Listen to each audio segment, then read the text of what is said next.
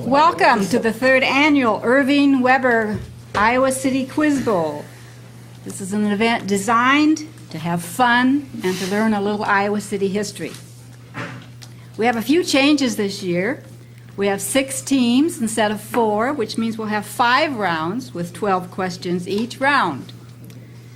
Before the program started, the teams here drew for letters A through F, and teams E and F drew a bye and can become the champ by winning 2 rounds, while all the others must win 3 rounds. The questions in the final round are not multiple choice, as are all the others. And I think this year we generally have a little better mix of easy to hard questions. We also have audience participation questions, which we'll start with, 1 between each round. There are 6 questions, and there is an answer sheet in your program. So please, if you want to participate, write down your answer, and we'll go through the questions at the end of the program. The questions in the audience participation were taken from, drawn from last year and the year before questions, so they'll seem familiar to some of these people who've been here every year. The rules are very simple. Each team takes a turn. They get alternating questions, and for a total of 6 to each team. Each team member whose turn it is has 30 seconds. They may confer with their teammates, but they answer. As I said before, all questions in the first 4 rounds are multiple choice, and they get 10 points for each correct answer. And we do have a tie-breaking procedure if there is a tie at the end of any round. And then the final round will change and will not be multiple choice, but otherwise it'll be the same length. And in the final round, there is a bonus question. If you get 1 question right, you get a chance at a bonus question. I'm going to introduce the teams that are up here, because the teams that are up here were A and B, and so they're the first 2. And over on the far side of the room, we have one of our new teams, teachers from the Irving B. Weber Elementary School. We have Mary Masher, Mike Haverkamp, and Kiko Hill. Welcome. Over here on the other side, we have Weber School, we have the Johnson County Historical Society. 2 of the members are old-time competitors here, back for their 3rd year. And the defending champs. Thank you. Jeanette is going to be the good coach for me here. On the far side here is Bud Lewis. In the middle, Leanne Jarrow. And their new member this year, and new to Iowa City history, of course, Bob Nibb.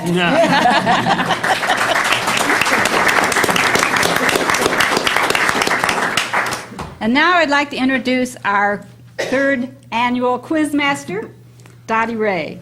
We're so lucky to have her back. Dottie is a familiar voice in this community for over 40 years, and she's a familiar face for the library when this quiz show gets played over and over again on the library channel. We love having her here. So, Dottie, I turn it over to you. Thank you. It's fun to be here. Is the audience ready? On the back of your programs are the places to write 6 answers, and before each round we'll ask a question. And the question is, where was Powashik's Indian village, sometimes called Indian Town, of 1,300 Indians located? Was it A, on Old Man's Creek, B, on the Sand Road just south of Iowa City, or C, near the legendary Lone Tree of Johnson County? A, B, or C? And now we're ready for round 1. Team A. Yeah, can we have that first question? Who was the first white man to set foot on the soil of Johnson County? Was it A, Chauncey Swan, B, John Gilbert, or C, Captain Frederick Macy Irish?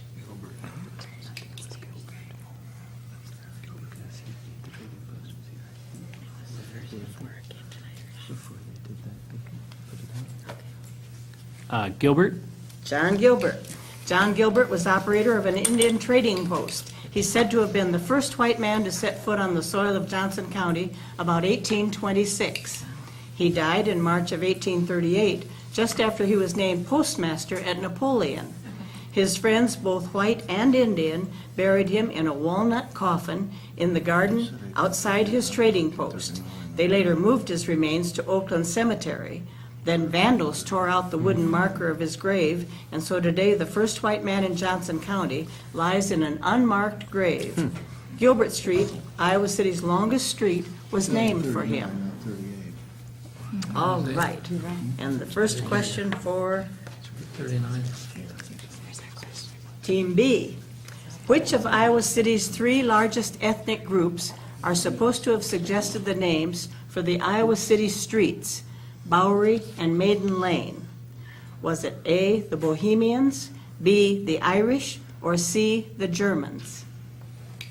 I have no good idea. Irish? Good for you. The Irish lived in the southern part of Iowa City, and they're credited with the names Maiden Lane and Bowery for both those streets. Many of the Irish had come from New York City, and those names were well known there. These facts are not documented, but they've been passed down. All right. Iowa City High School's first football field, just north of Longfellow School, was called Schrader Field. Was it named for A, C.C. Schrader, Iowa City postmaster for years, Ed Schrader, Iowa City High School track and basketball star, or E.E. Schrader, longtime Iowa City druggist at the northeast corner of Clinton and College? Do you know that one? No, I don't know that one. Do you know it? Not for sure. I have a feeling. Can you give us the names again, Donnie? C.C. Schrader, postmaster, Ed Schrader, high school track and basketball star, E.E. Schrader, druggist. Guessing it's a basketball star. A, postmaster. B, Schrader Field was named after Ed Schrader, an Iowa City high school athlete who competed in track and basketball in 1909, 10, and 11. He later received an appointment to West Point, and he played end on the Army football team. He was killed in a training accident there. The family home was on the southeast corner of College and Lucas Street, and before the advent of Schrader Field, all Iowa City high school games were played on the old Iowa field. Okay. Which town in Johnson County once had the nickname Tank Town? Was it River Junction, Tiffin, or Oxford? What was the name again? Tank Town. Tank Town. River Junction, Tiffin, or Oxford? Oxford? Oxford was named Tank Town because the railroad had built a large water tank on one of the adjacent hills to supply water to locomotives.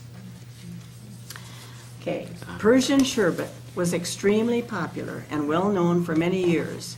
What was it? Who created it? When was it created? A, it was a Collins type of drink created in 1900 by Frank McInerney at his 150-foot-long bar on the southwest corner of College and Dubuque Street. B, it was a pink carbonated soft drink with a mystery combination of flavors created by Bob Whetstone in 1910 and served at the Whetstone Drugstore soda fountain. Whetstone was the only person who knew the formula. C, a frozen dessert of the type frozen by ice cream manufacturers.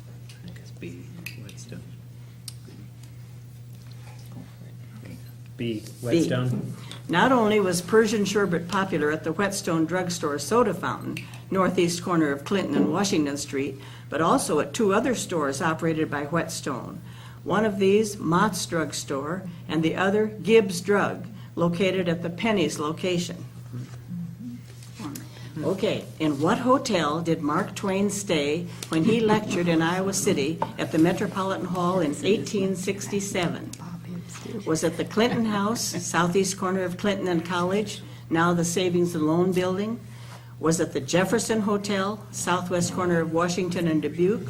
Or was it the St. James Hotel, southeast corner of Iowa and Clinton?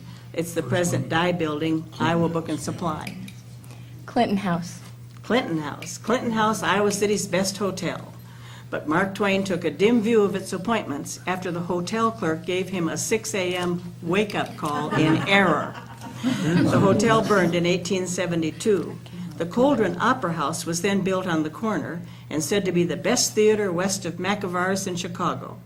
The present Savings and Loan Building is the same basic opera house structure, but after numerous remodelings.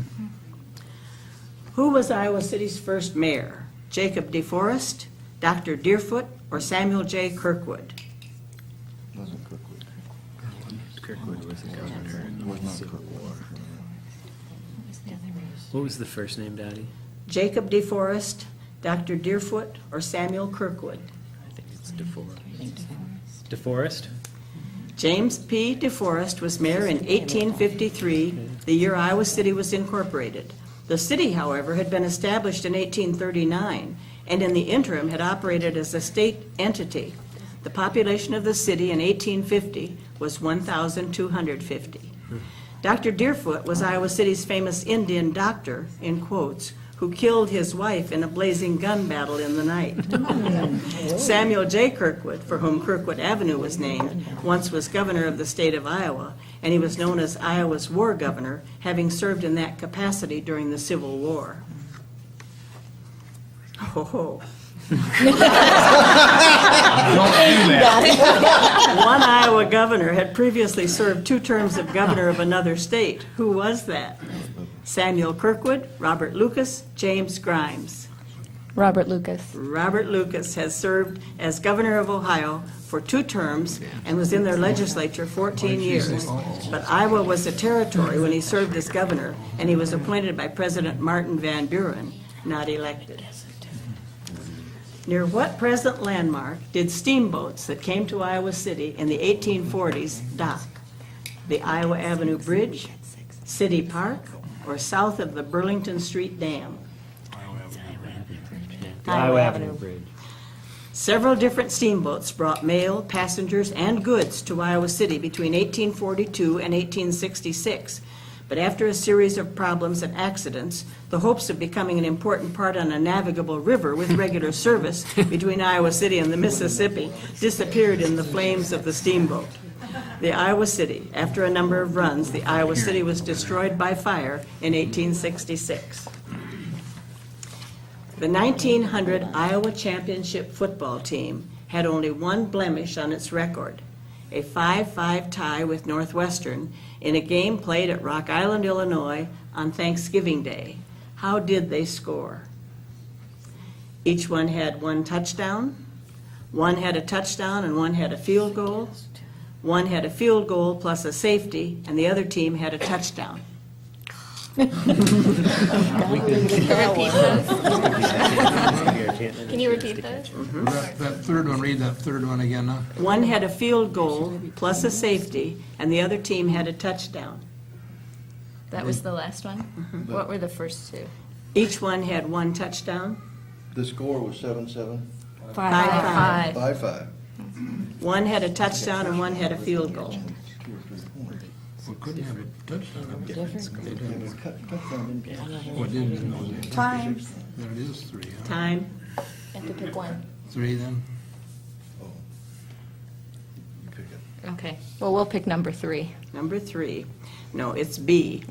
Iowa scored a touchdown, which had a value of 5 points at that time, but missed the try for an extra point. Northwestern had a field goal, which at that time had a value of 5 points, the same as a touchdown.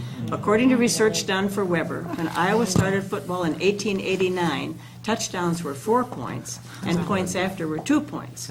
Field goals were 5 points. Each half was 45 minutes. The length of the field was 110 yards. The forward pass was not permitted, and the quarterback could not run with the ball. Only 3 downs were allowed to advance the ball 10 yards. The major revision of the rules occurred in 1912 and were very similar to today's rules. Basically, yeah. During the terrible depression of the 1930s, a number of groups of employees voluntarily suggested they take a 10% cut in order to help preserve their jobs. Which group was the first to make this offer? Clerks in downtown stores, university employees, or fire department employees? Fire department or university. University. Yeah, I think so too. You think I knew that? Really? What is that? U of I. Okay. U of I. U of I? Fire department employees, many other groups soon followed their precedent. Employees were desperate to hold their jobs. No, it's okay. Which of the following three early Iowa City hotels was the first to be built and licensed in Iowa City? A, Lean Back Hall on Lynn Street between Washington and Iowa Avenue, where the post office was until recently. B, the present house on the corner of Gilbert and Brown Street. Or C, the Crummy House, southeast corner of Washington and Dubuque. The key is licensed, and I think that makes it crummy, but give me the first. Now, read the first line, though, I missed what it is. Which of the following three Iowa City hotels was the first to be built and licensed in Iowa City? Built and licensed, uh-huh. So you think it's which one? You think it's which one? Lean back or the I kind of think it was either. crummy? I'm really not sure. It's either B or C, and it may have been the crummy. But the crummy, I think, came later. The lean back was never licensed. So I think it's B. Time. We're going to go with B. B, good for you. The house on the southwest corner of Brown and Gilbert Street, still there, though it has gone has had many remodelings. A claim cabin had been built on that site in February of 1838, and in June 1839, a second cabin was built 20 feet from the first. The area between them was roofed over, and Asolf Allen and G.I. Andrews were granted a hotel license for $30. It was also a saloon with somewhat less than rigid standards. Oh, my. That's it. Okay, score. All right. Round one, and I think maybe, There you go. All right. and our second Oh, question. sure. Second question for the audience. Are you ready? You Iowa better announce the winner for this Oh, round. excuse me. Sorry. The winner is Right. Johnson Johnson County Historical, right. All right, now, is the audience ready? You get to go sit down, and teams C and D come up.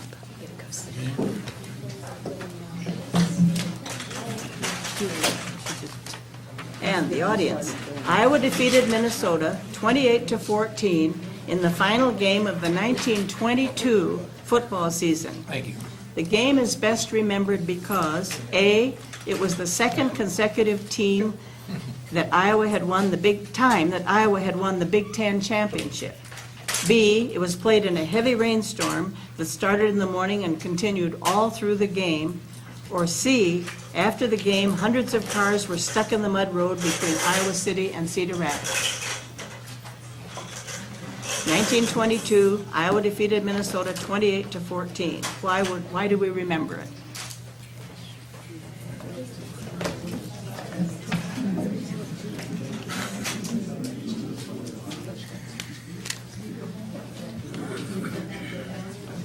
We now have the two next teams coming up to their places, and I will introduce them.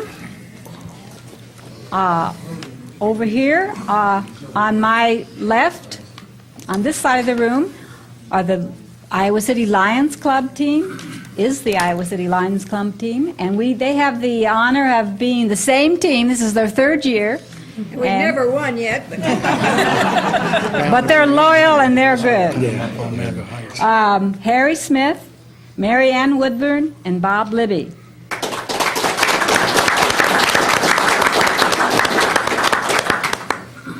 Across the room from me, the Iowa City Transit team, our second new team, and we're pleased to have them. Bill Peterson, Steve Miller, and Kat Berry. You're supposed to go like this, like you're on Millionaire.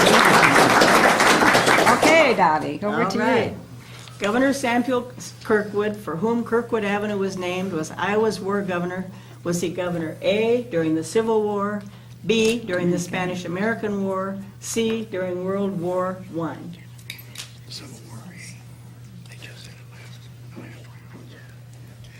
The Civil War. Right. Kirkwood was the most effective and popular governor during the Civil War years. When he first received a call for a regiment for the Civil War, he found the state had no complete military organization, no arms, no funds, and no credit. He went to the banks and on his own responsibility borrowed money to equip the troops. He was greatly loved by the Iowa Civil War soldiers, no doubt because it was said of him that no man ever looked after the welfare of his own children with more interest and untiring zeal than did he after the Iowa soldiers, from the time they were mustered into the service until they were mustered out and returned to their own homes. Kirkwood came to Iowa City in 1850 from Ohio, where he had practiced law.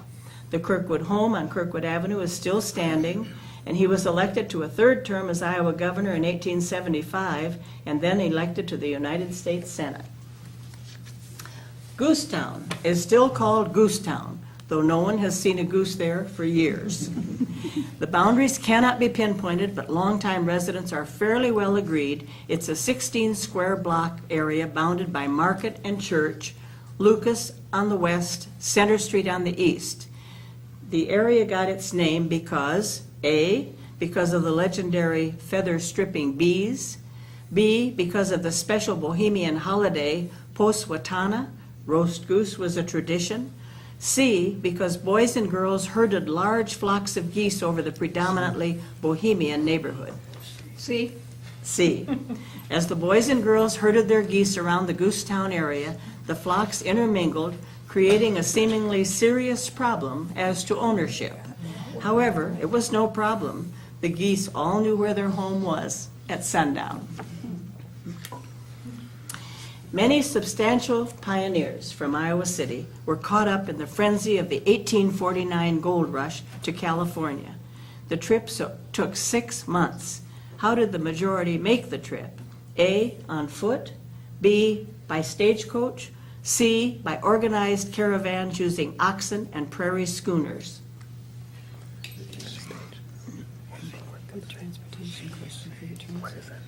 Yeah.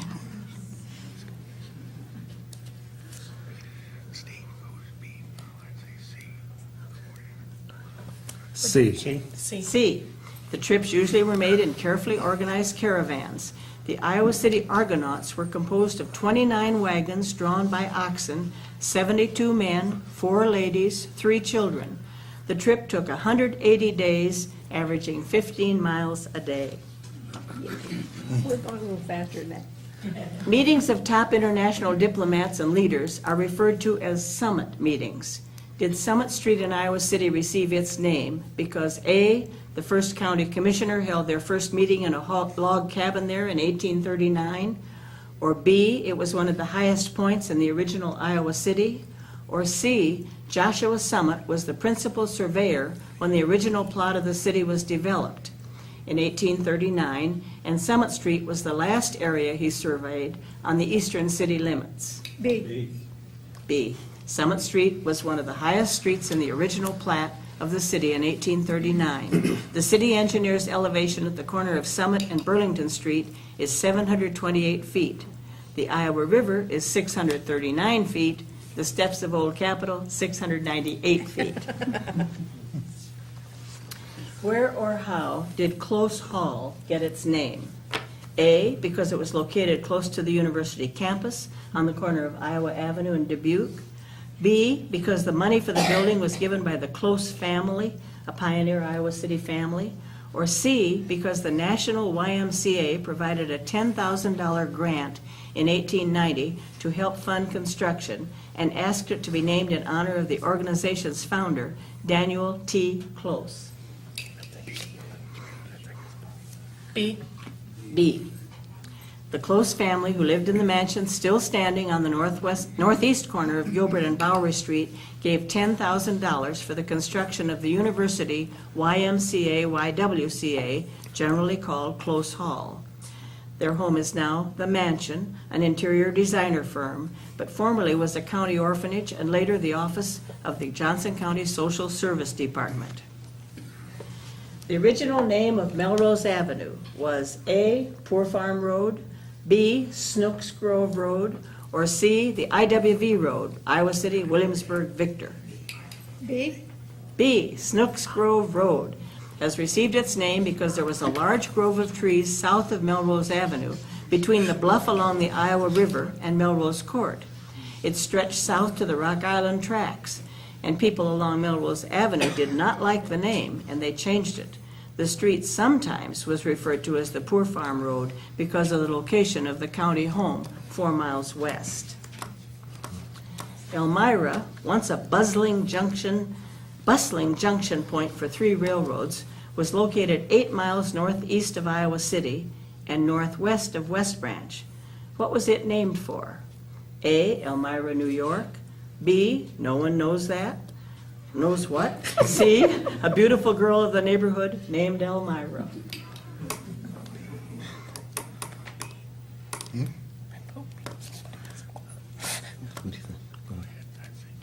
We'll go with B.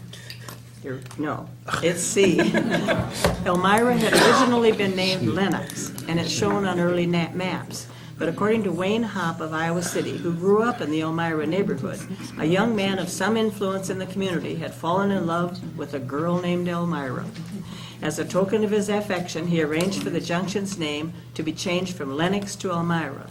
But alas, the young man never led Elmira to the altar. He married her sister.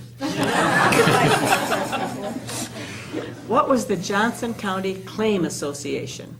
A, an early taxpayer group that lobbied for lower taxes. B, a group who recorded early land claims. C, a strictly for entertainment tall story and liars club. B? B, a group formed to record early land claims. Founded in March of 1839, before any U.S. government survey, therefore before there could be legal land titles, the group worked cooperatively to protect the claims of their members. The association, with 285 members, was reported to have been the best in the Iowa Territory and one of the models in the West. The group prevented many fights and possible murder or bloodshed, which often occurred in the struggle over choice claims. After the official U.S. government survey, the claimants, sometimes called squatters, were allowed to buy their claim at the going price of $1.25 an acre. Sorry, I missed it. Where was the Ryerson Bridge? A, over the river north of Park Bridge. It was the name of the first Iowa Avenue Bridge, or it was the name of the first Benton Street Bridge.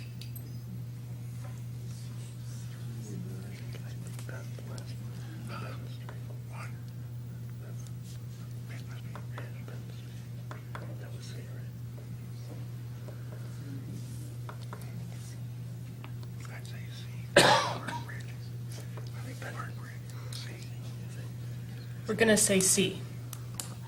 C, it preceded the Benton Street Bridge. It was built in 1905, named for the Ryerson stream-driven grist mill at 602 Riverside Drive. Right. The Iowa Memorial Union was built in 1926. What were the 2 previous locations for the UI Student Union before that date?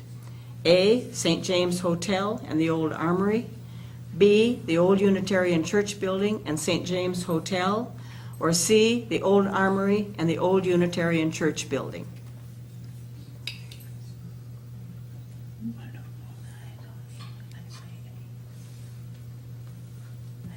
We'll go A.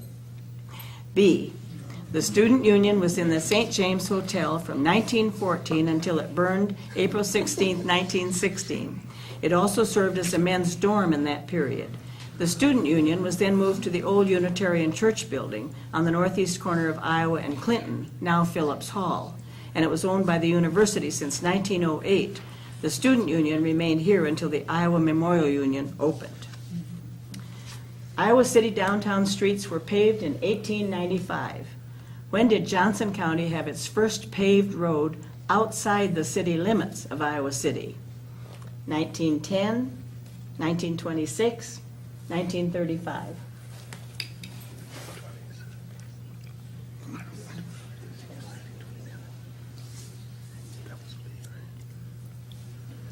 Could you give us the answers again? the Iowa City downtown streets were paved in 1895. When did Iowa City have its first paved road outside the city limits? 1910, 1926, 1936. We'll go with B. B? Yes. Good. About 1925, the Board of Supervisors developed a long-term plan for paving principal roads in the county. After an intense campaign, a referendum received overwhelming approval in every city, precinct, and county township. Newspapers in surrounding counties ran editorials praising the move in Johnson County, and several counties soon mounted similar campaigns and received favorable response from the electorate. Why was the old Varsity Theater's name changed to the Astro in 1960?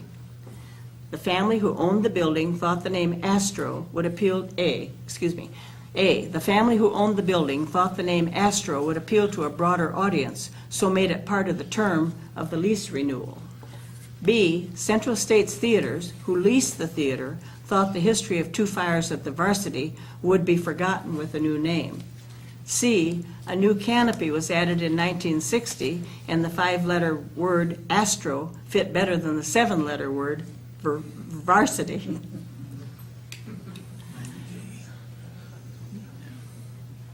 We'll go with A. It's C. The Engler Chopik family owned the building over its 75-year life, 1915 to 1991. It was sold and torn down when the First National Bank, now the U.S. Bank, expanded.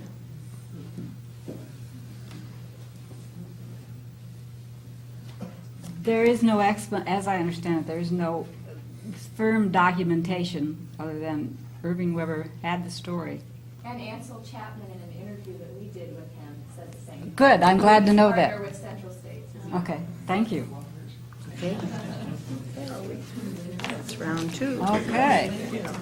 So we have another 50 to 40 and our Iowa City Transit team.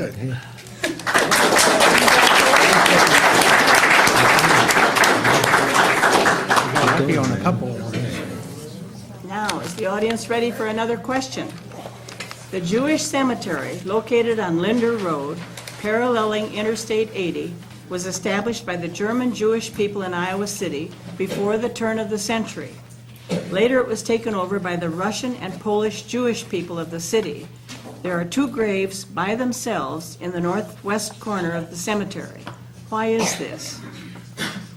A, these are the graves of German Jewish people. B, these 2 had disobeyed church laws. Or C, these were stillborn babies. Are you going to need it with me?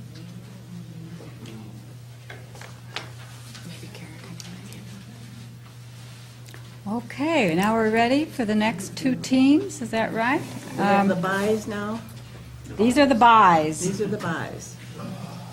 We have the Friends of Historical Preservation and the State Historical Just Society. one set of buys, right? Or No, there's 2 of them. 2 sets of buys. They play each other, and then the other one goes to the final. Okay. So we're round 3. Okay, right. And we will introduce the teams. Here, closest to my right is the State Historical Society of Iowa. On the far side is Matt Schaefer, substituting for Duncan Stewart. Shaner Magalhaes. Pretty close. Someday I'll do that right. And on the far side, Lauren Horton. At the other end of the room, we... Oh, yeah.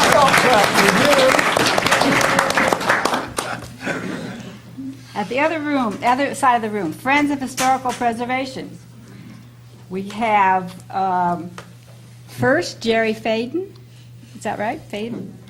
Then we have Tom Baldridge, an old-timer who's been on this team all the years. You can be an old-timer like I'm an old-timer. And Dan Daly.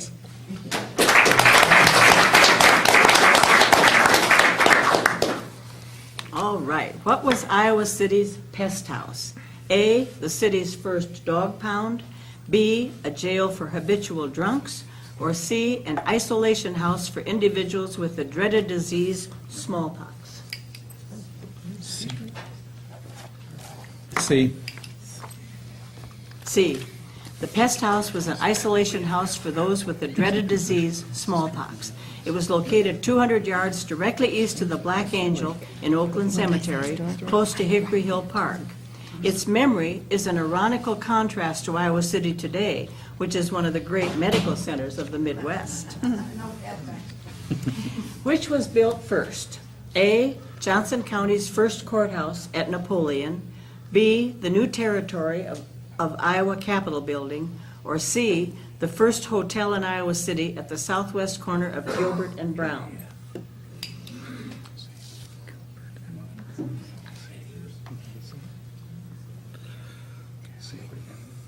We'll go with C.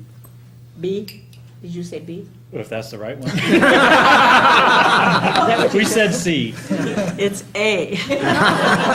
You're trying to throw us off. The first courthouse in Johnson County was occupied July 1838. The first hotel in Iowa City was occupied June 1839. Old Capitol was occupied December 1842. What was the first recorded public protest in Iowa City? A, the ladies of St. Mary's Church gathered in front of the old city park and protested the cutting of trees to build the chemistry pharmacy building. B, the state legislature passed the 5 Mile Act, which outlawed the sale of liquor within a 5-mile radius of any Iowa college or university. The law brought out crowds of protesting students to Iowa City downtown streets.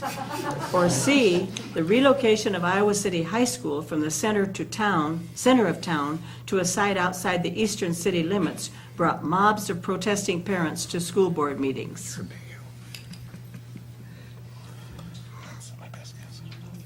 think it's the 5 mile, I think.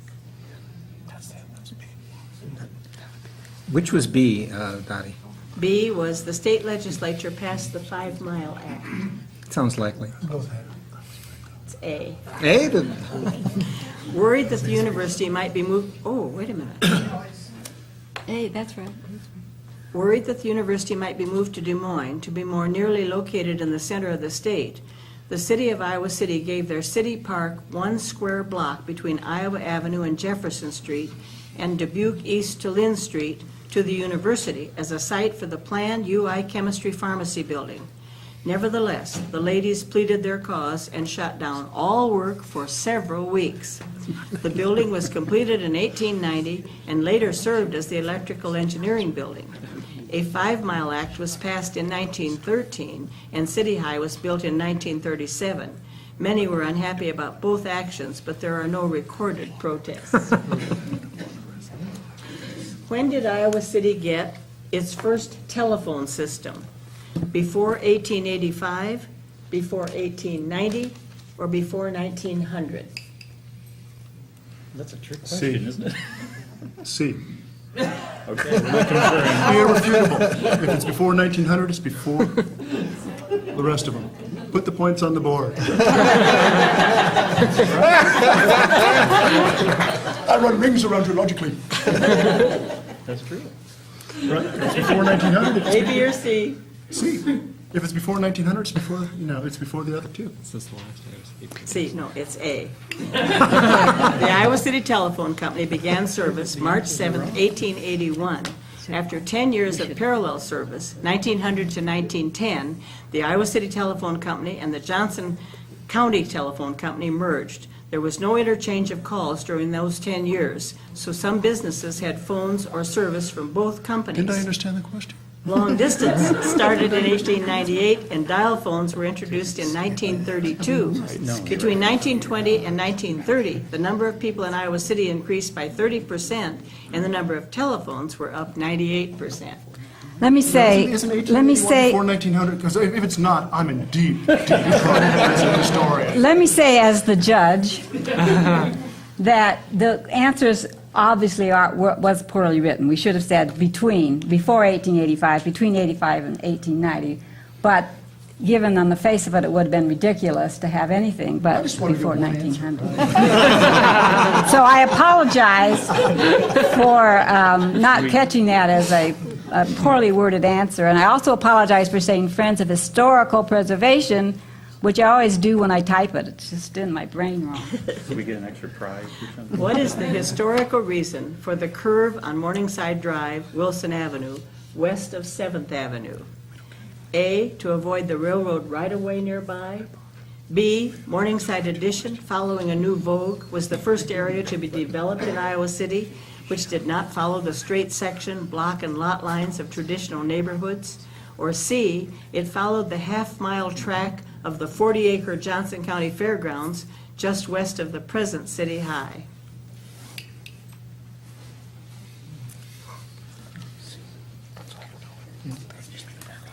The fairgrounds. C, the grandstand for the track was at the intersection of today's College Avenue and 7th Avenue. Harness racing was the big event every day of the fair. Later, the track was used for auto races and for track meets and training for runners. Ralston Creek, in back of the old Kenyon Mansion, the Bremer's house, never froze at one point for some 30 years. Why was this? A, because of a spring flowing into the creek. B, because of heat from some subterra disturbance. Or C, because of an old broken water main. I've already don't want answered his my two We questions. don't want his answers anymore. This is the house out at 1036 Woodlawn. Let's take it right to the edge of the time, and then guess what? Hey, C. I want everybody to remember that we're state historical society, not Iowa City, not Johnson County. Mr. Bremer, like many others, thought the water flowed from a spring west of the house. He engaged a plumber to bring the water to the surface for a drinking fountain. After working 2 days, the plumber discovered the spring was a broken water main that had been running for 30 years. The Thomas Carson Mansion at 906 East College Street, now the Alpha Phi sorority, northeast corner of College and Governor Street, was built in 1875 with the proceeds from the sale of clover seeds the year before. What was its cost? This is in 1875. Was it A, $8,000, B, $18,000, or C, $28,000? Say it's 8? What? 818 or What's your- 818, 1875. 8,000. 8,000. Thomas C. Carson, builder of the house, arrived in Iowa City on the first train of cars to reach Iowa City, New Year's Eve, 1855. The Carsons were first in the farm implement business, later established the gas and electric business in Iowa City. The Englert Theater was built in 1913. What type of business immediately preceded the Englert at this location? A, a general store, B, a livery stable, or C, a bank?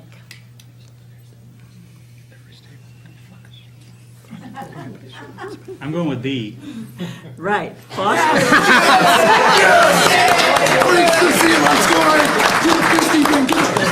Foster and Graham Livery Stable was on this location before the Englert We Theater. can go home. What was the Grape Sugar Run? The Iowa City Grape Sugar Works, manufacturers of grape sugar, corn syrup, and glucose, closed in 1899, and residents were offered 5 pounds of free grape sugar if they brought their own container. It took 2 full days to fill all the requests. B, a local grocery store received a train carload of sugar during World War I. People could buy only 2 pounds per person, which had to be measured out of barrels and sacked.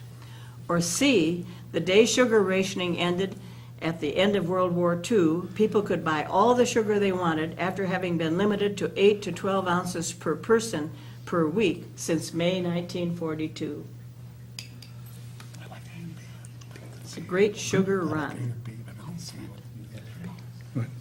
B. Consensus is B. B? You're right. Good. L.L. Benda operated a grocery store in the Odd Fellows Building, Plaza Center 1 now. And though he told only a few, Monday morning people were lined up to the Jefferson Hotel 1 block away. Police had to be called to keep the crowd under control. 2 pounds cost 50 cents. The Citizens Bank tellers dropped in several times to empty the cash drawer and provide change. Need we continue? They've already won. The 1839 plat of Iowa City shows one area marked Lumberyard. Which of the following locations at the Iowa City Lumberyard was it? A, the half block on Washington Street between Gilbert and Van Buren, which is now the Civic Center.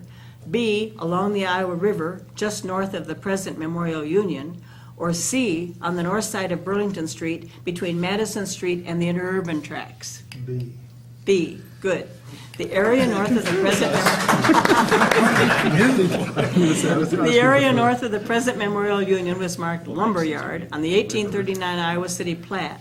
It ran from Market to Davenport Street and a block in from the Iowa River. It was designated as the source for the building material for the new Capitol building.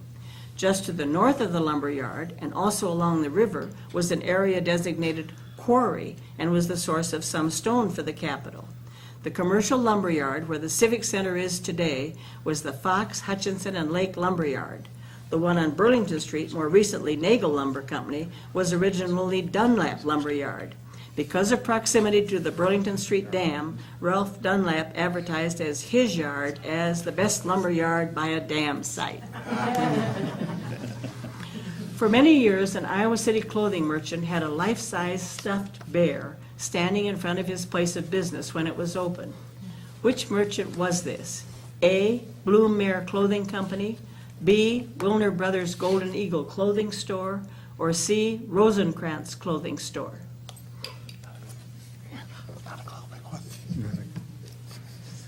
Say the names of the three again, the answers.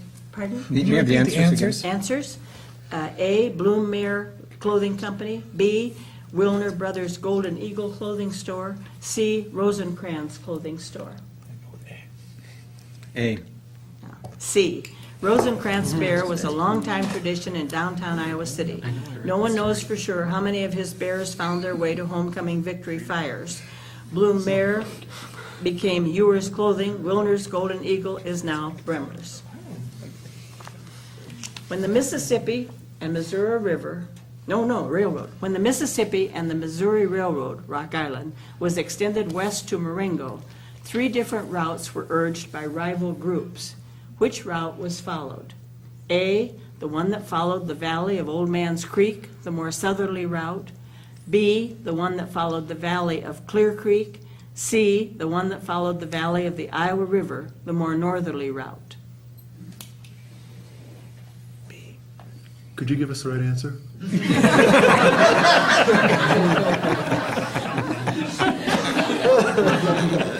I guess, Worth a try. I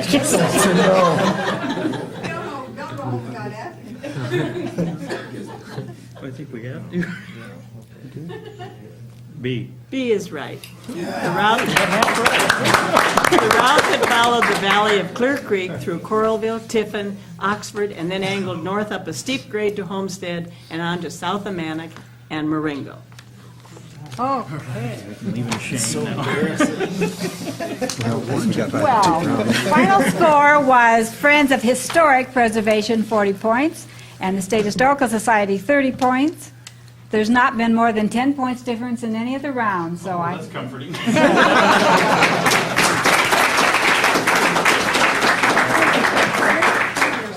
Okay, audience, are you ready? Narrady Sin was well known in Iowa City before the turn of the century. Why is it remembered? A, as a perfume created by the Maine Puritan factory in East Iowa City. B, a saloon with somewhat questionable clientele. Or C, a popular bohemian dance hall on the second floor of the Hollop Hotel Saloon, Dining Room, and Grocery Store. What was the name of the place? Narrady Sin, N-A-R... Pardon? N-A-R-O-D-Y, Narrady Sin, S-I-N.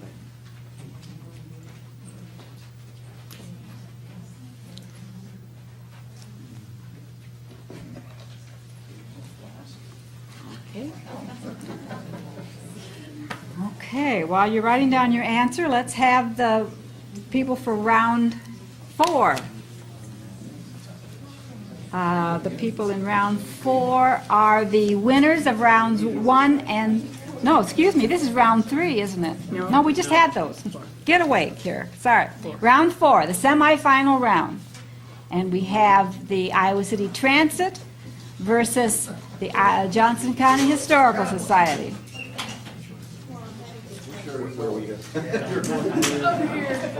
They've got their name over there.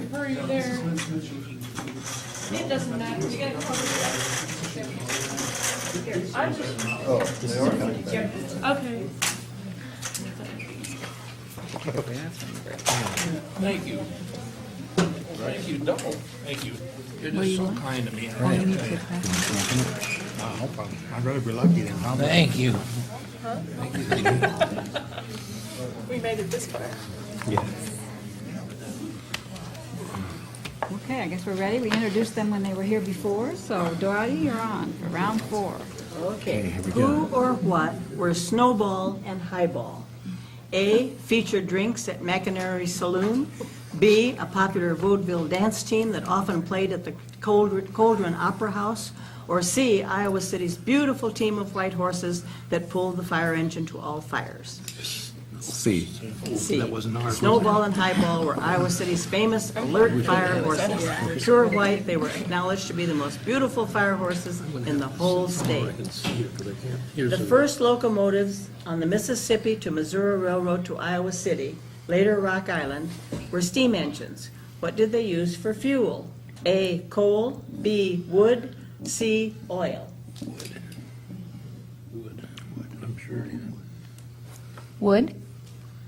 B, the first locomotives burned wood. Every 10 miles, there was a platform with wood kept piled on it for the locomotives to replenish their supply. During the Depression of the 1930s, a law was passed by the Iowa legislature limiting the salary any state or university employee could be paid. What was the maximum? This is the Depression. A, $7,500, B, $10,000, C, $12,500.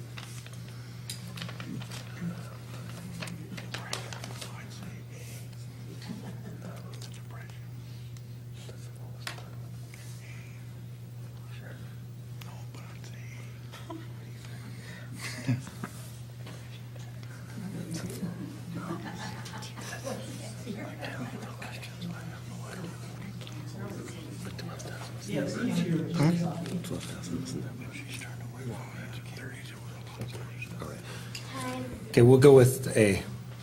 A is right. $7,500 was the most any state or university employee could be paid, his ability or responsibility notwithstanding. There was much controversy in the legislature before it passed, but these were dark days in the economy of the nation as well as the state, and people came to accept changes previously considered impossible. Which Iowa City banks survived the bank holiday and the impact of the Great Depression in the 1930s? A, First National Bank, B, First National Bank and the Iowa City State Bank, C, none. None. None. All 5 Iowa City banks closed between late 1931 and early 1932. All present-day Iowa City banks were started later. Several county banks survived, including Hills Bank and Trust, which did not operate in Iowa City until 1980. What event is commemorated with a plaque on a rock along the west perimeter of the new biology building at the northeast corner of Iowa and Dubuque? It is there because it happened in the old electric engineering building, once at this location, demolished in 1977. A, the first PhD in electrical engineering was awarded in 1905. B, the first educational radio station west of the Mississippi started there in 1922. C, the world's first educational television station broadcast from the building between 1932 and 1939.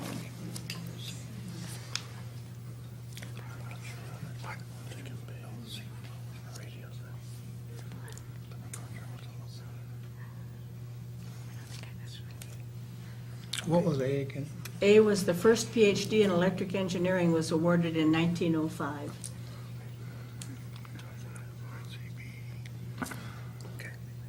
We'll go with B. No, it's C. The University of Iowa began experimenting with TV in 1923, and UI's W9XK operated on a regular schedule with 389 broadcasts between 1932 and 1939. Generally, the station had a variety of classes come into the studio and carry on their regular classroom work in front of the cameras. The W9XK equipment is now in the Smithsonian Institution. And the man involved is Carl Menzer. All right. Did the railroad give the town of Wellman its name because A, Excuse me, what town? pardon? The town of what? Wellman. Wellman. Did the railroad give the town of Wellman its name because the health of the residents in that area was unusually good? Because the railroad received some land from Joseph and Lucy Wellman from their farm? Or C, because a prominent well driller lived in the area? I don't know either. I guess B. B? B. The railroad negotiated with the Wellmans for 40 acres of their farm for the depot site and for the town of Wellman. Mrs. Wellman suggested naming the town Wellman since the land came from their farm. Of the 40 acres, 33 1/3 were laid out in town lots, and Mr. and Mrs. Wellman received half of the net proceeds. The town was laid out in September 1879 and developed rapidly. Purington bricks and pavers were used in many Iowa City streets and sidewalks. When most were removed during street improvements in the late 70s, they became a popular item for local gardens and patios. Where were they made? A, in Iowa City by Sylvanus Johnson, Iowa City's first brick maker. B, in Galesburg, Illinois, known for its blue shale. Or C, in Des Moines, Iowa, an important source for paving brick in the late 19th century. That would be C, Des Moines. B. The city estimated that about 175,000 bricks were removed, and most were sold to local residents at rates of 3 to 25 cents each. More today if you can find them. The Purington Brickyard at one time had 800 employees and sold bricks all over the world, including the Panama Canal. Puringtons were extremely heavy, long-wearing bricks made from the blue shale in the Galesburg area. Oxford and Oxford Township is famous for the Big Bad Wolf. What was it? A, the town's 1939 centennial pageant about early days of Iowa and the Midwest. B, it was the name of a band. The lead singer from Oxford was Joshua Wolf, and the band received some fame in the 70s. And C, it was a huge white wolf feared by early settlers. What do you think?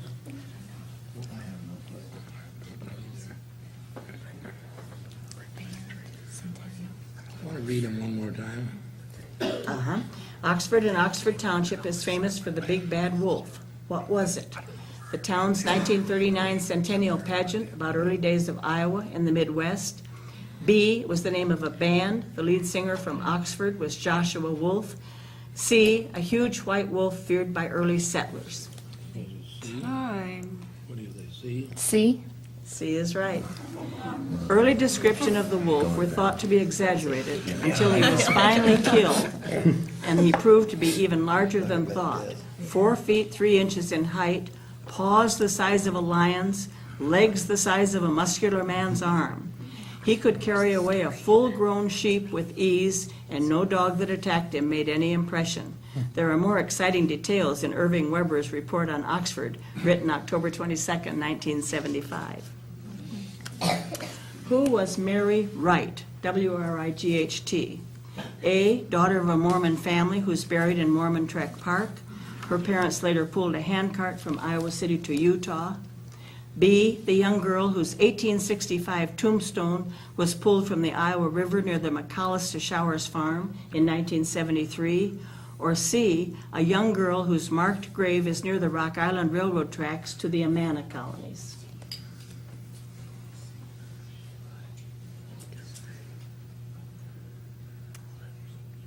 What was was A again? A was the daughter of a Mormon family buried in Mormon Trek Park. We'll say No, it's C. The grave is surrounded by a white picket fence. It was tended by the railroad for many years. Many thought she died on one of the early trains. Actually, Mary died August 19, 1854, 152 years ago and 6 years before the railroad was constructed past Iowa City. What was the Riverside Boat Club? It was a private club and clubhouse. It was a private club and clubhouse located at the river near Butler's Ferry in 1860. B, an Iowa River business that rented boats to students and others in the 1920s and 30s. And C, the popular name for a warming shed hauled to the edge of the Iowa River during ice skating season. A. A, the Riverside Boat Club was one of several private boat clubs during this period. It was founded in 1866, but was washed away in the flood of 1881 and never rebuilt. Members included many prominent Iowa Cityans, including John P. Irish and Peter E. Dye. What was the significance of the name Osceola in Johnson County history? A, Osceola was the chief who agreed to the second purchase of land from the Sac and Fox tribes in 1836, 4 years after the Black Hawk War and purchase. B, the name favored by a faction of early settlers who opposed Napoleon as the county seat in 1838 and 9. Or C, a friendly Seminole Indian who lived in Iowa City for many years and was known by all the children in the area.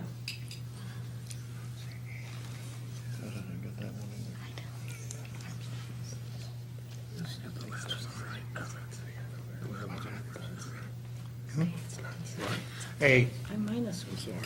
Say A? No, it's B. There were two groups vying to name the plan Johnson County's first town and county seat. Judge Pleasant Harris had a plan for a town not far from Napoleon that he wanted to name Osceola. He lost out because it was still Indian land until October 21st, 1837, and only John Gilbert and friends were trusted by the Indians. The two local chiefs, Powachik and Wapashashik, let the Gilbert group build their claim cabin before the land title exchange took place. How many bridges are there over the Iowa River in the Iowa City area? Include railroad bridges, footbridges, interurban bridges. Where there are two bridges at one location, count them as two. What's the Iowa City area? Does that include Coralville? It doesn't include Coralville unless they're next What to I'm each wondering other. is, do you start at the Interstate 80 bridges? That's my question. you know. Okay. I guess that's in I Iowa would say City. So the, you've got two of the interstate bridges, you come down river, there's the pedestrian bridge at the dam in Coralville that connects to Iowa City on the other side. City Park Bridge. Then you come down, Which way you? You do not want the interstate bridges. but there's the footbridge at the dam in Coralville. We've got to say a number. She has to say a number. Just say a number. It's supposed to be multiple Oh, to choice. get an give answer. him the have a number. You number. just have to answer a We just number. need a number. You just have to have a 9, 12, or 15. 9, 12, or 15. 9? Go for 9? Yeah. No, it's 15. Okay. Starting upstream, Butler Bridge, Interstate 80 Bridges 2, footbridge mounted on Coralville Dam, City Park Bridge, footbridge to Hancher Auditorium, footbridge at Memorial Union, interurban bridge, Iowa Avenue Bridge, Burlington Street Bridges, 2 of them, Rock Island Railroad Bridge, Main Line, Benton Street Bridge, Highway 6 Bypass Bridge, and Plug Railroad Bridge.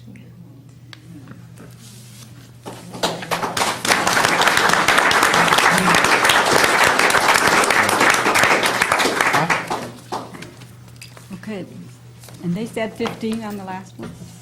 No, we said no. Okay, their last question. We got wrong. Oh, I'm sorry, Yeah, we said okay, 9. I just want, all right. Then we have the winner, the Johnson County Historical Society with 50 points, Iowa City Transit with 20, And now we move into the final round after we have our audience participation. So you folks can stay there. And the audience, are you ready? Who established the first brickyard in Iowa City? The year was 1840. Was it A, Nicholas Oakes on East Court Street? B, was it Sylvanus Johnson, where the Northwestern Bell Telephone Company building is today, southeast corner of Lynn and Burlington Street? Or C, Christian Gulliker, northwest corner of Brown and Governor Street, now Happy Hollow Playground? Who established the first brickyard in Iowa City in 1840? Okay, now on the final round, we remind you of a couple things. One, that you get no multiple choice, you have to give an answer. And if you get the right answer, then you get a bonus question. The bonus question counts 15. The first question, as the others, count 10. Any questions about that? No multiple choice. Are we ready? All right. You don't get a multiple choice. What are the names of Johnson County's first 2 permanent residents? The men who first staked out a land claim, broke sod, planted, and harvested the first crops in Johnson County. 2 names. I mean, his given name and his surname, or 2 people. 2 people. 2 different people. 2 people. oh, 2 people? Here's a guess for you, okay? Gilbert and Clark. If both are, if one is right and one is wrong? Then it's not. It's not correct. No. Okay. It's Philip Clark and Eli Myers. Clark and Myers were brought to the Iowa River Valley by fur trader John Gilbert in 1836. They each staked out 420-acre claims east of the present town of Hills. They built cabins and traveled back to their homes in Indiana in the fall. In the spring of 1837, they returned with tools, livestock, several friends, and cultivated their claims. Gilbert died in 1839, Myers in 1851, but Clark was the first citizen of Johnson County until he died at age 89 in 1891. Okay, now, not multiple choice. Which of these Iowa City homes was not built in the 1840s? Plum Grove on Carroll Street, Hutchinson Cool on West Park, 119 West Park, Irish Hamilton Turner, 1310 Cedar, or Windrum Green, 604 Iowa Avenue. Which of these homes was not built in the 1840s? Hutchinson was, all of them, I think, was, except One home. No, I think it's the third. The Irish home. Good. The original owner of the Irish Hamilton Turner site, F.M. Irish, built a log cabin there in 1840, sold it to William Hamilton in 1860, and in 1870 Hamilton built the large mansion using the log cabin as part of the dining room. The Irish Getz home at 1415 East Davenport was built by Captain Irish in 1849, moved his family from the cabin. Hutchinson Cool is now the home of the UI Press and thought to be the oldest house standing in Iowa City. Plum Grove was built in 1844. Windrum Green was a stagecoach stop in 1846. What 3 major University of Iowa buildings were dedicated? Oh, they get a bonus. They get a Oh, bonus. the bonus, you're right. Okay. Thank you. Name 2 of the 5 steamboats that came to Iowa City from Burlington between 1842 and 1845.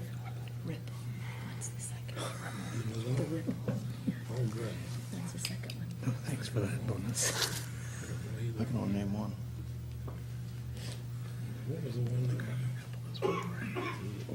I didn't hear you what your first one. The first one is the Ripple.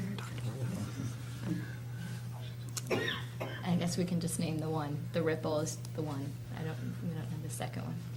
You don't have an answer. The Ripple is one, but we don't have a second one. Okay. They have to name 2. They have to name 2, and they only name 1. Okay, okay. Give us the answer.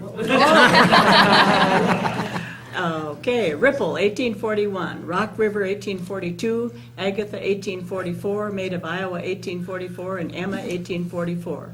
Iowa City had regularly scheduled passenger steamboat service from 1847 to 1860, with flatboats and barges also bringing goods and carrying grain. The railroad, after 1855, gradually brought the service to an end. They were good to get Ripple. Johnson County now has a Dingleberry Road, but what was Dingleberry do? It was moonshine. That moonshine? I think that's. All right. That's whiskey from an illegal still.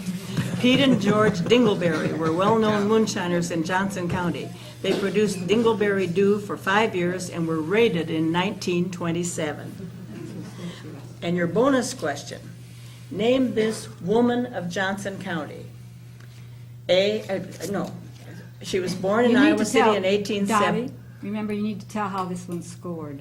This is the one with, Pardon? this is the, this is one of those questions where the earlier they name it, the more points. And it That's tells how right. at the bottom. If you know it, say it fast, because you get more points as I go down, because there are 5 things. You get less points. You get less points as you go down. 15 points if you name it on the first clue, and you lose 2 points for each additional clue that you need. Okay, we'll start again. Name this woman of Johnson County. No.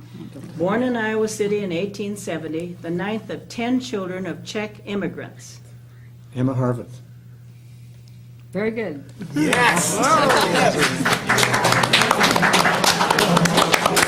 Emma Harvard, famous for being the first female mayor in the U.S. city of 10,000 population or more.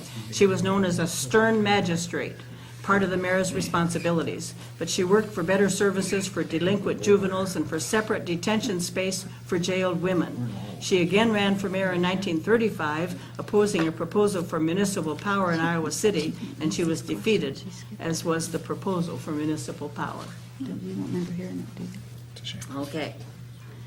What well-known Iowa City structure, now an apartment building, was constructed with a $35,000 from a famous philanthropist?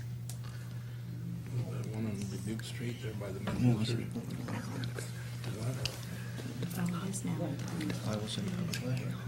Okay, the old Iowa City Public Library building? The 1904 Carnegie Library. The library was opened in 1904, served as the public library for 77 years. The 1963 edition was demolished in 2001. The original, the entrance and front steps were replaced, and the building opened as a 5-unit apartment building in May of 2002. Okay. And you know the point deal now. Call out the name if you know it. So this is similar, yeah. Okay. Woman of Johnson County. Member of a famous Iowa City, Johnson County family.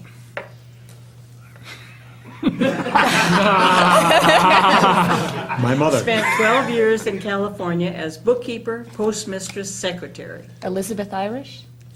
Good, Elizabeth Irish. Granddaughter of F.M. Irish, who came to Iowa City in 1839, worked for her uncle John Irish at the Iowa City Daily Press.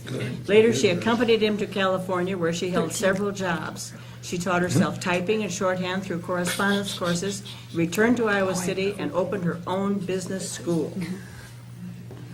No, 13, now it's 13 points.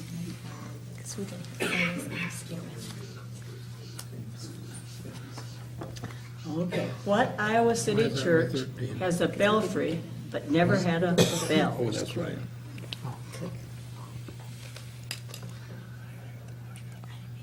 Congregational Church. No.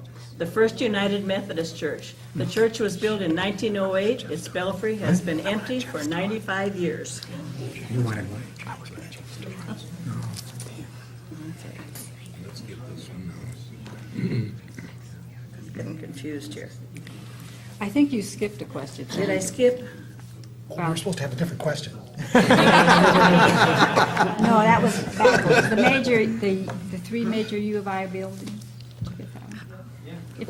Did we have that one? I think I asked that. Okay. You started it and I stopped you because we had to do a bonus, I think.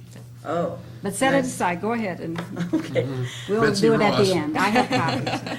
Iowa City may have been the site of the world's first indoor football game. Where was it played? Down at They could have to be played in the field house. Yeah, Field house. the old field house is there. Yeah, it's actually the armory. In the armory. Yeah. The old field house or armory? Good. University of Iowa Fieldhouse. It was played just before the basketball floor was laid in 1929. Moose Lodge members against University of Iowa employees. The dirt floor was watered to keep it soft. And your bonus question, name this woman of Johnson County. Began the campaign for an Iowa City organized recreation program in the 1930s and was appointed to the first Recreation Commission in 1944. She was the first Johnson County woman to hold a pilot's license, member of the Civil Air Patrol in World War II. Oh, I know that.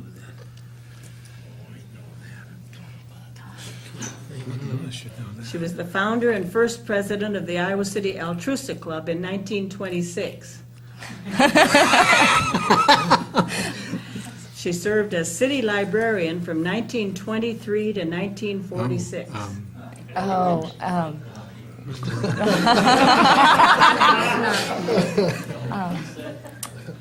She owned and operated The Bookshop, a popular bookstore on Washington Street, for 20 years. Yeah. And I'm gonna hit myself. It's Jessie Gordon. Jesse? Yeah. Gordon started the first circulating libraries in the Iowa City Public Schools, helped provide library books for many rural Johnson County schools, wrote a weekly newspaper column about books and reading for the Press Citizen for 30 years. Okay, now this is the one that I skipped. What three major University of Iowa buildings were dedicated between 1927 and 1929? 27 and 29.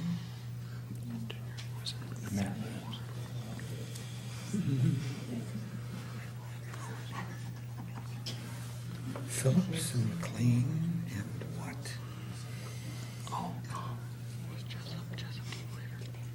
Jessup is, no, Jessup, you're right, Jessup is.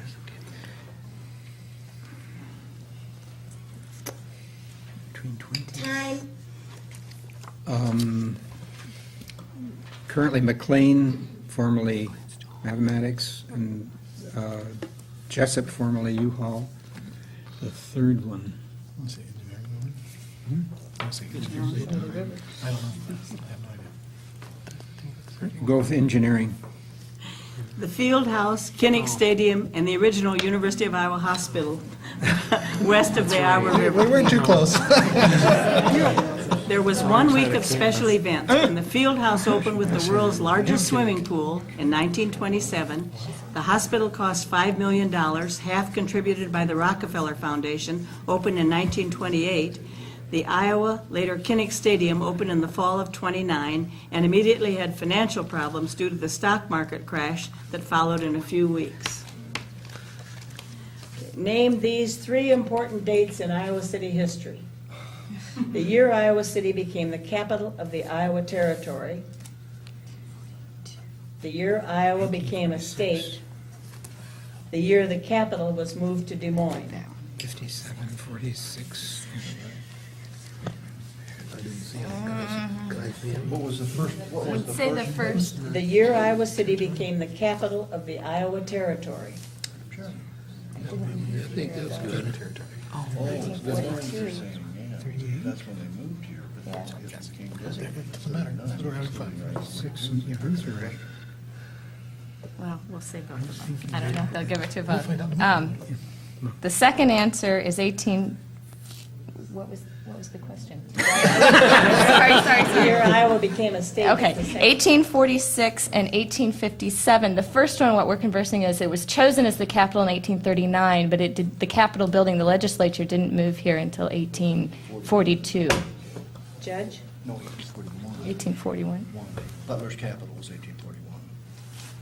Yeah, that's, Became it was designated in '39, but It was a state. so I think we should give it to you, Okay. because that wasn't clear. Okay. I'm sorry. The old Rock Island we'll take Depot, one, too. 119 Wright Street, is not the original depot, not the one where the first train arrived on New Year's Eve in 1855. Where was that first depot? Farther east, right next to the over Yeah. there, it's just this side of the Summit Street overpass, this way Yeah. on Summit Street, the south end of Johnson Street. Yeah, that's right. The south end of Johnson Yeah, Street? south end of- The south end of Johnson Street? In Farther Burlington? farther east. Yeah. Is that okay? All right. It was 3 blocks east at the end of Johnson Street. The Wright Street Depot was built in 1898, so the older building served Iowa City for 43 years. Weber told the story of the 2 depots in his column in March of '73. Okay. 15 points. Yeah. Who was Johnson County named for? Paul's name was Johnson. He was, Rumsey, Tecumseh killed Tecumseh. Definitely not Andrew Johnson. no, it's not. I think he was a cabinet officer. Cabinet Officer Johnson. He was a cabinet officer. Got a name? Johnson. Judge? I think that, what do you think? Don't you think they need a little more? The Johnson is pretty obvious, and what did you say? Pardon? Cabinet Officer. I'm No, afraid that's not it. You'll know. Okay, go That- ahead. You don't. Richard Mentor Johnson was vice president to Martin Van Buren. Johnson was known as Rumsey Dumpsey Killed Tecumseh for supposedly killing the famous Shawnee Indian chief during the Battle of the Thames in Canada in the War of 1812. Tecumseh and his brother Tenskwatawa crusaded to unite Indians against the white man's invasion of Indian territory. William Henry Harrison became a hero, later president, when he defeated Tecumseh's brother at Tippecanoe after the chief threatened Harrison over a treaty that the brothers thought took too much Indian land. That was right on the tip of my tongue. Iowa City's second city hall was built in 1881 and stood for 80 years on a downtown corner despite a serious fire in its first year. Where was it located? Across the street from the old post office. Lynn and Washington. On the corner of Lynn and Washington Street. Right. The fire station was on the northeast corner of the 2.5-story building. The clock in the tower, built by local clockmaker Joseph Barboca, is now on display in the new parking ramp on Iowa Avenue. The clock was operated by 3 sets of weights reaching from the belfry to the basement. 1 set operated the clock, 1 set rang the bell on the hour and a half, 1 set clanged the bell rapidly when there were good news or bad news, with the latter and including all fires. Bud Houghton still has the face of that clock. We get a bonus, though. Oh, you get a bonus, good. What dramatic event and great coincidence occurred directly beneath the University Gothic Tower in 1973? The death of the architect. Oh, yeah. The death of the architect of the building. Good for you. The architect of the tower died of a massive heart attack. Amos Emery had designed the tower 45 years earlier. It was his pride and joy, and some said his greatest achievement. In 1973, at age 78, he was in Iowa City to supervise the construction of the new Iowa City Post Office. He carried a card in his billfold bequeathing his body to the University of Iowa College of Medicine. That's the truth. What do University Presidents Schaefer, McLean, McBride, Jessup, Gilmore, and Hancher have in Buildings common? named after them. Campus buildings named after them. All the University of Iowa buildings named for them, and the first 5 are part of the Pentacrest. First 5? They get a bonus. All but Hancher. And they get a bonus. We're on the Pentacrest. Well, Buildings. but one of the 5 is the old Capitol. So 4 of the 5. Gilmore is actually across the street. You're right. But it was moved. Gilmore was moved. No, No, no. Jessup was moved. Calvin was moved. Calvin. Calvin was moved. Calvin was moved. Here's your bonus. What Anglo-Italian style house in central Iowa City originally occupied 1/2 of a city block and was known for its sunken gardens? Take it.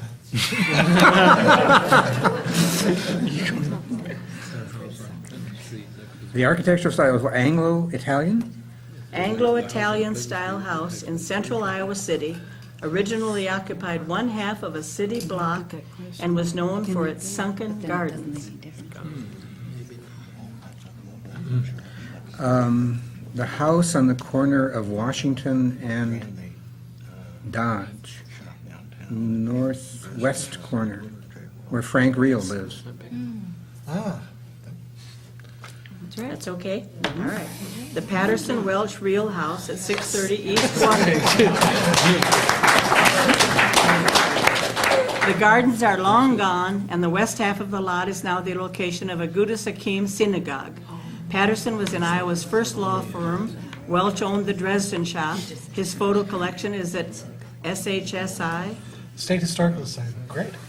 Frank Reel is the craftsman who restored the stained glass window from the Carnegie Library and installed in the 1981 library. Good. Okay. Small compensation. Why do we have just one left? That's okay. That's the It's last okay. question. Yeah. They What hardly early need it, Iowa but- City, Bob talked, go ahead. No, We can no, either do it. skip it or we can give it and let Bob talked about it last night as it turned out. So go ahead and read it. okay, sure. what early Iowa City That's building right. served as a private school? Are we running over the The time? first quarters for the Iowa City Public Schools, space for 2 local lodges, a University of Iowa classroom, a men's dorm, and finally a hospital. The Mechanics Academy. Right. The historic building was constructed in 1842 on the so-called School Reserve on Lynn Street east of the original city park by the Mechanics Mutual Aid Society of Iowa City. After its private academy failed, it rented space to the public schools and several lodges. In the 1860s, the University of Iowa began renting it, and in 1866, the General Assembly reclaimed the property because it had been used for other than literary purposes, and gave it to the university. The owners got a lot on College Street in exchange. In 1873, it was remodeled and served as the beginning of both Mercy and University of Iowa hospitals for several years. It was torn down in 1897 to build the University Hospital, which after 1928 became East Hall and now Seashore Hall. And we are out of bonus questions. We're out of bonus questions? That means we get automatic. Who made the first I think we can flag? How concede, about can't when we? were the first Eskimo pies guys are good. introduced into Iowa City? What's that? Oh, yeah. I didn't hear it. When were the first Oh, Eskimo that's pies a- introduced into Iowa City? I don't know, we sold a lot of them.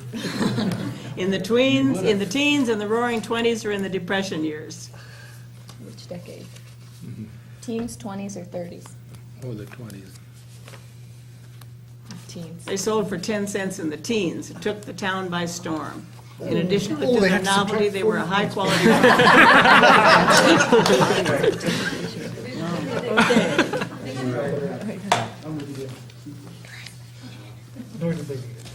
Okay, 103.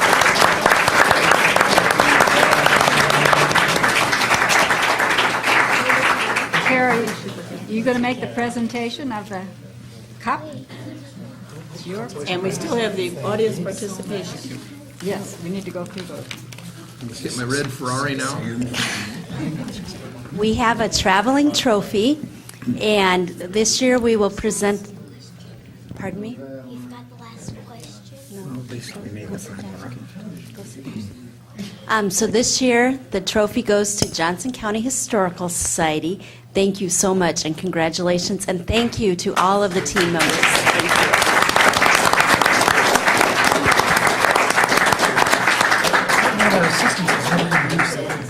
Now, are you audience ready to check your sheet? One more question. Another blank. One more question? Maybe that was the ice Well, cream. I think it was the Eskimo pie question. Okay, so, A. We'll only have 5. We'll only have 5 questions. That's okay. You mean that was an audience question? I see.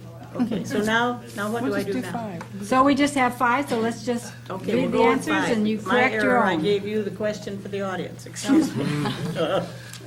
Lolly has done all this work, and I'm just a talking head, so you've got to understand. You're doing great. We knew you would. Number 1 was, where was Powashik's Indian Village, sometimes called Indian Town, at 1300 Indiana located? And the answer was B, on the sand road a few miles south of Iowa City. According to legend, when Powashik and his braves were on the warpath with their hated enemies, the Sioux, the old men and women of Powashik's village, were hidden along Old Man's Creek, and hence Old Man's Creek has its name. The second one, Iowa defeated Minnesota 28-14 in the final game of the 1922 season. In the game, it is best remembered because in 1922, a newspaper story said 1,500 football fans in 500 cars were stuck in the mud between Iowa City and Cedar Rapids on the old Red Ball route. Cars were abandoned in the ditch as well as in the center of the road. Tire chains were shipped to Iowa City, and farmers spent the next day pulling cars out of the ditch. Many were hauled to North Liberty, other loading points along the interurban. It was a wild, dramatic night, one of the most dramatic in Iowa football history. C. Give the C. letter. It was C. The answer is C, right? C, yes, excuse me. Yes, C. And the next question on the Jewish cemetery is also C. The Jewish cemetery located on Linder Road, paralleling Interstate 80, was established by the German Jewish people in Iowa City before the turn of the century. Later, it was taken over by the Russian and Polish Jewish people of the city. There were 2 graves by themselves. Why is this? They were stillborn babies, and according to church tradition, are buried in a separate section of the cemetery. Okay, next one is Neredy Sin, and the answer is C. Neredy Sin is Bohemian for National Hall. It was a very popular place for Bohemian dances and gatherings. The building at the northeast corner of Lynn and Bloomington Street, built in 1875, is now the Hollop Apartments and the site of Polly I's Pizza. And the last one is who established the first brickyard in Iowa City, and that's B. Sylvanus Johnson, a prominent pioneer who arrived in 1840, built the beautiful house on Prairie du Chien Road. It's similar to Johnson's boyhood home in Connecticut, where his father had been a brickmaker. The 3 large pines today out of 12 were slips from his boyhood home in Connecticut. And this is at 2155 Prairie du Chien Road, now the Viner home, Sherry Viner home. How many got them all right?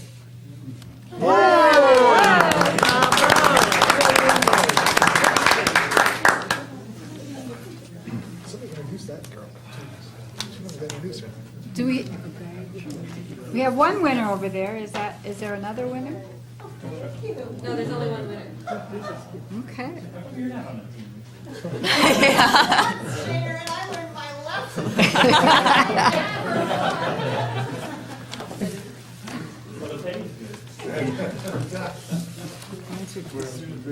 I am terribly impressed with all of you. We thank Dottie again, and she was terrific.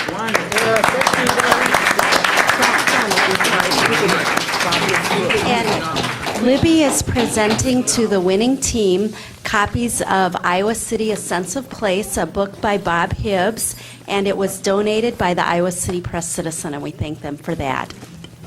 And we have a special prize. And then we also have some special prizes. This gift is for Lolly, and thank you so much for all of your hard work.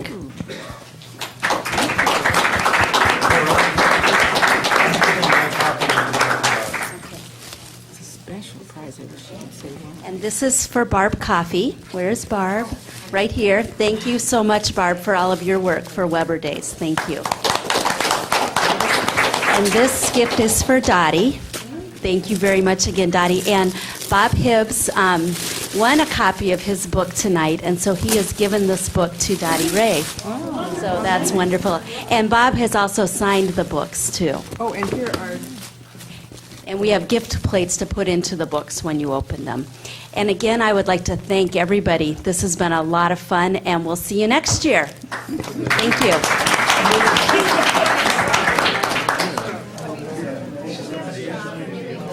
a bell from Old Capitol.